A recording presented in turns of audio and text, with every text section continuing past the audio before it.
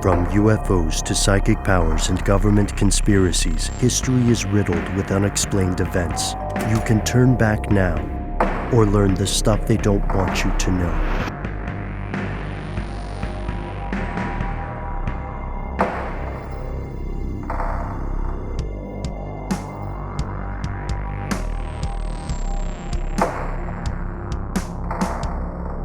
Here's where it gets crazy. All right, did you guys count any plastic things? I haven't stopped counting. I've been counting ever since we started. Yeah, it's freaky. I'm at 100 easily, just like in my purview, just on my desk. Just not even moving, rolling the chair anywhere. Nope. Yeah. Man, guys, before we get back into this, I just want to make a point here, I guess, that maybe we haven't hit enough in this episode yet. And it reminded me when we mentioned Saudi Arabia Basic Industries Corporation, just that the plastics industry is inextricably connected to the petroleum industry, to gasoline, and how, where we find ourselves with plastic use, we also find ourselves with oil usage. And like what the effects that both of these industries are having, or maybe this one industry is having on the planet and on the human species. Just want to make sure that's in the back of our minds as we're going throughout the rest of this episode. Yeah, well said. And it'll be it'll be on the front of your mind at the end of this episode for sure. Yeah, they are. They are fingers on a hand. And with the question we left at the break, what would happen if what would the world actually look like without plastic? Well, I'm going to put it bluntly. Let's just rip off the Band-Aid, also with plastic. Things would suck. They would suck so bad and so hard, and they would suck for a long, long time. It would be shitty. There's no way around it. A hard cutoff on plastic use. First, it would cripple industries and economies alike. The Great Depression would be nothing compared to this. Innovation in countless areas of research would grind to a halt. And there's honestly a good chance a lot of that innovation would not pick up again for decades or maybe even centuries. That's the level of impact we're talking. Think about how much it would affect the price of things. Plastic is used as a cheap alternative to maybe more durable, long-lasting materials or heavier materials, like all of the side panels, and dashboards and things in affordable mid-level cars are all made of plastic. Everything's housed in plastic. It's not until you start getting up into the super bespoke kind of higher-end cars that things start to be made out of wood or metal. It would make so many things not affordable for so many people instantly. Oh yeah. Worse than we might assume. This is one of those things where the stuff we're going to say might sound alarming, but unfortunately the odds are we will be vindicated to any non-believers sooner than we'd like. Like think about this. So it's difficult historically to pinpoint the exact moment when a monumental global change occurs. So for some folks, the way forward is grassroots. It's kind of a each one teach one approach, if you're familiar with the saying. There are a lot of people, in my mind, noble people, who have either minimized their use of plastic or cut it from their lives almost entirely. That is definitely a Herculean effort, but it also at the same time points out one of the biggest problems with addressing this global plastic addiction: class. You don't hear about it a lot on the local news programs because, as fringe as it may sound for me to point this out, there are some things that, mainstream news media is totally fine not mentioning in these conversations, and class is one of those. It's one of the number one complicating factors in a war on plastic. Any attempt to argue otherwise is either incorrect or it is purposely misleading. Imagine, it reminds me of take the situation of the BRIC countries, right? The Brazil's, Russia's, India's, China's. They're as emergent superpowers, in the case of China, for a century. China, like any other place on the planet, suffered long-term consequences of plastic pollution from other countries, and it was a side effect of enormous economic boons for these countries. So if you look at it in very simple and real terms, China was paying the price for this progress and receiving no benefits from it. There's a similar argument with what you could call the climate change conundrum, just because alliteration is dope. And, you know, countries like China definitely have a valid argument when they point out that industrialized nations reaped the benefits from things like coal. So why shouldn't they be able to do the same? It's not fair. And then I would tend to agree with that on paper, at least from their perspective, you know, but it's also...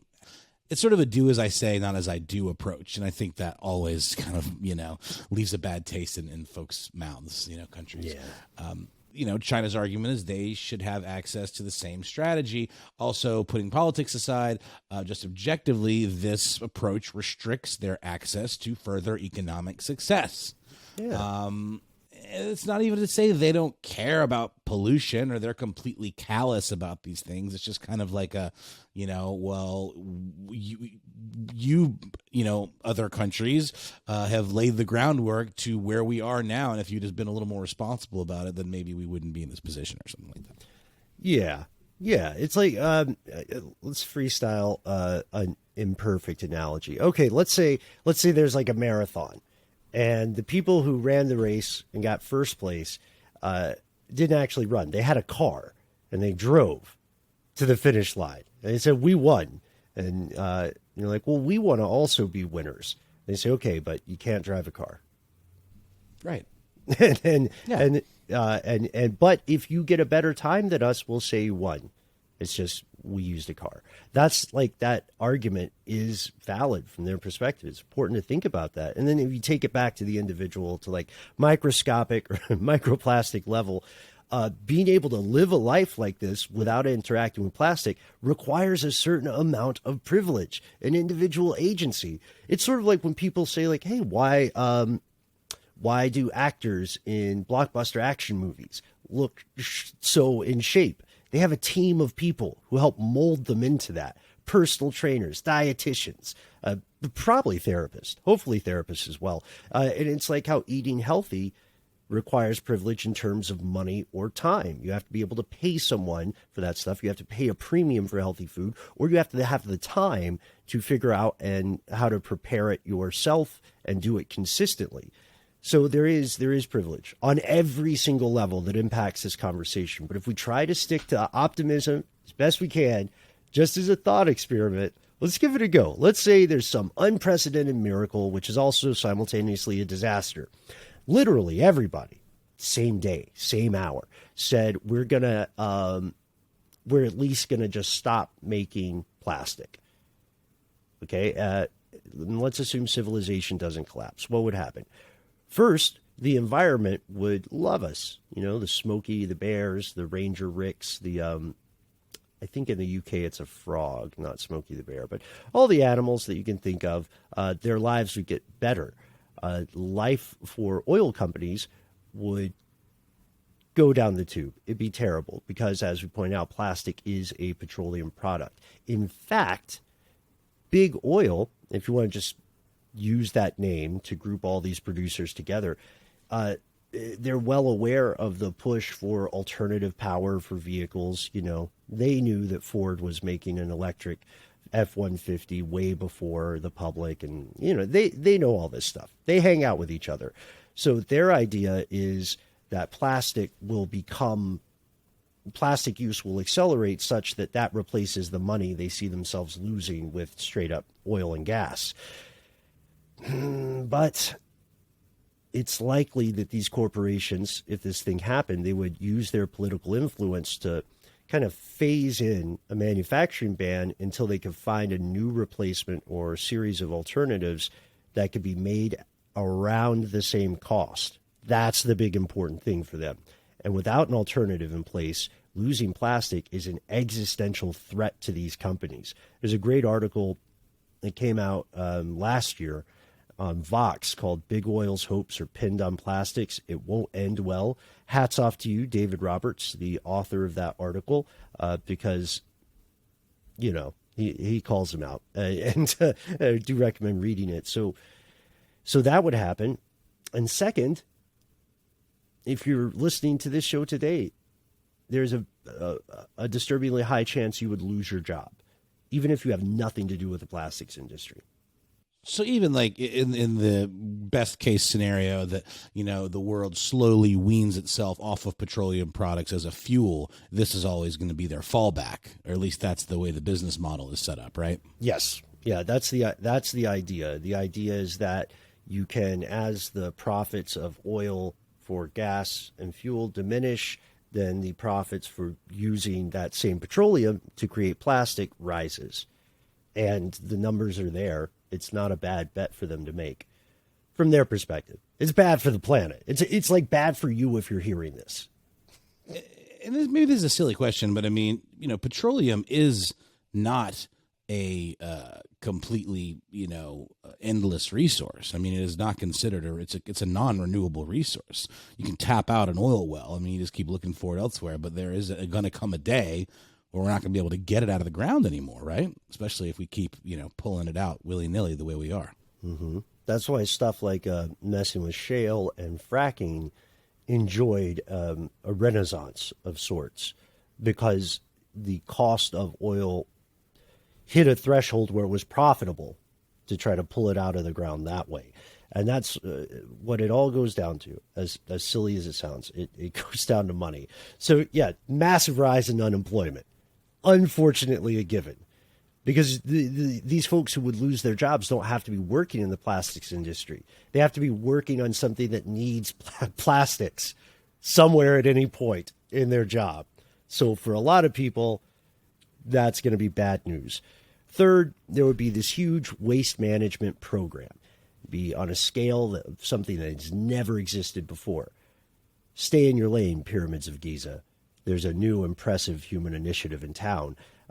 Because managing to stop making new plastic is not enough. It's the plastic that's already here that is killing people. Recycling would have to skyrocket. I was thinking about this when I realized I need to clean my room. Imagine having to clean all the world's oceans and the glaciers and Mount Everest. Oh, and under the South Pole, because that plastic's there too. You would there's not a way to clean it all. And then fourth, and this is something that you don't see talked a lot about on the environmental side, unfortunately. Like, the people are very pro plastic-free lifestyles, which again I applaud. They tend not to point out that the fourth immediate consequence is that a lot of people will die, and they will die as a direct result of living in a world without plastic, primarily due to plastic's prevalence in medical equipment. Very basic stuff. You know what I mean? Forget CAT scans.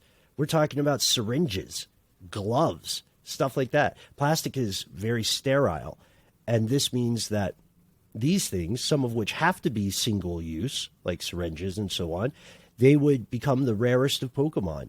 They would be much more difficult to find them in the beginning, and it'd be much more expensive to use them or to buy them if you could find them. Imagine a world in which basic medical supplies become like a PS5 in terms of what a hassle it is to find them. And that means that, again, think about that. Yeah, class is one of the chief determining factors now of who gets to live and who has to go. People won't just die because of medical resources. They'll die due to medical problems caused by the plastic that is already here. It accumulated so quickly. We had that Fantasia, Mickey Mouse, Sorcerer's Apprentice moment. Humanity does not fully understand the long-term effects of things that, Matt, you used to point this out all the time, like BPAs, right? And what are their effects on people, or the plastics that are in food that, when heated, emit these various harmful substances. It goes on. It's just important to know it's not all good stuff. Prices for things will explode. You know what? They're not, literally, you will point to almost any consumer product and say they don't make them like they used to, because they can't. So, like in the pandemic, if you were someone who had to buy a car, you probably saw that used car prices spiked tremendously. That's still happening. That's part of the supply chain. But in this case, that'll apply to everything: shoes, baby toys, makeup, feminine hygiene products, boats, planes, dirigibles, you name it. I don't know why we had to throw dirigibles in there, but just to give you a sense of the scope. And for people like us who make a living online, we would be in a really bad spot. In many ways, the world would revolve back into life as it was in the 1870s. Electronics are going to be a real pickle because plastic is great for this stuff. You know what I mean? It's like you said, it's ductile, it's easily molded. You can make really precise stuff with it, and it's also non-conductive. Yeah. Well, for all of the reasons we've just laid out here, it makes a reasonable person imagine, I would argue, well, what if we kept plastic manufacturing for things like cars, for medical use, for, the most important things, the technologies, and the big, heavy, expensive things that don't get replaced all the time? What if we just start removing from the system anything that's a single-use plastic item or packaging or, the stuff that just gets thrown away and becomes trash almost immediately? What if we just get rid of that? We keep the other stuff. Would we be okay? But doesn't that include the medical stuff that we talked about that's so important? Well, I mean, all that stuff comes in plastic containers, like with the like a single-use syringe comes in a little plastic thing that you rip off the top and then throw that away. Well, yeah, so that was an innovation to protect humans from possibly hurting themselves by causing infections, right? Because if you imagine back in the day, the syringe was a piece of metal and glass, right? Right. That was reused over and over and over again. And if you imagine somehow going back to that system where there's just an emphasis on cleaning the tools thoroughly between every usage, maybe there's a future for that kind of stuff. But there are so many pieces of plastic used, as Ben already pointed out, within the medical industry that it would be, I think, impossible to go back, especially given just the more advanced stuff. The advanced tools, you would have to continue using plastic for them.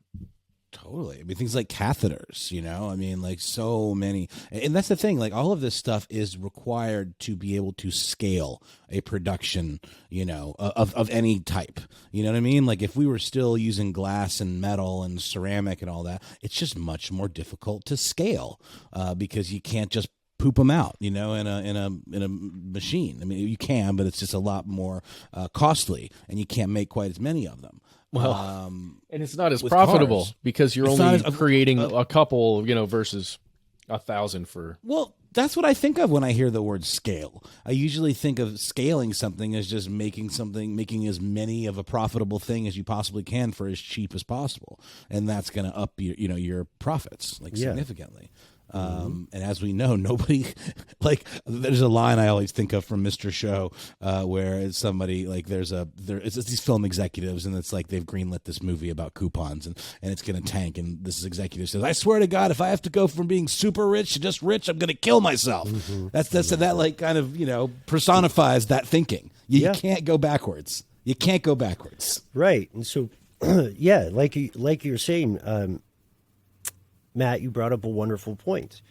People who are on whatever side of this argument usually tend to end up proposing a phased, nuanced approach, and then that approach typically focuses on disposable or single-use plastic. Some countries are doing this through market forces. Like in Bangladesh, plastic bags are banned. They got the GTFO order. Or in places like parts of Europe and places like China, people are charged for disposable bags. In the case of China, that program started in 2008, and it's already reduced the amount of plastic bags in the country by 50%. That's nothing to sneeze at. And we'll get into the. They do that in California. Yeah, and California did that as well. It's going state by state in the U.S. But the weird thing is that there definitely at some point becomes a conflict of interest for companies, because think about it. If you're SABIC or a subsidiary thereof, and you go from making trillions of plastic bags to making a smaller number of reusable containers, then what you're doing is essentially leaving money on the table. Because every customer who would have just kept getting bags, whether they're a business or an individual, now they just buy them once. And maybe they buy them again a few years later as things break down. But that's why people want a nuanced thing, and people and institutions and NGOs are at least signaling the intent to do something. The question is, how sincere are these attempts? And if they are sincere, will they be sufficient? That's where another conspiracy comes into play. So I propose we take a break for a word from our sponsors, and then we'll return to crack down on the genuine conspiracy holding humanity in such a dire strait.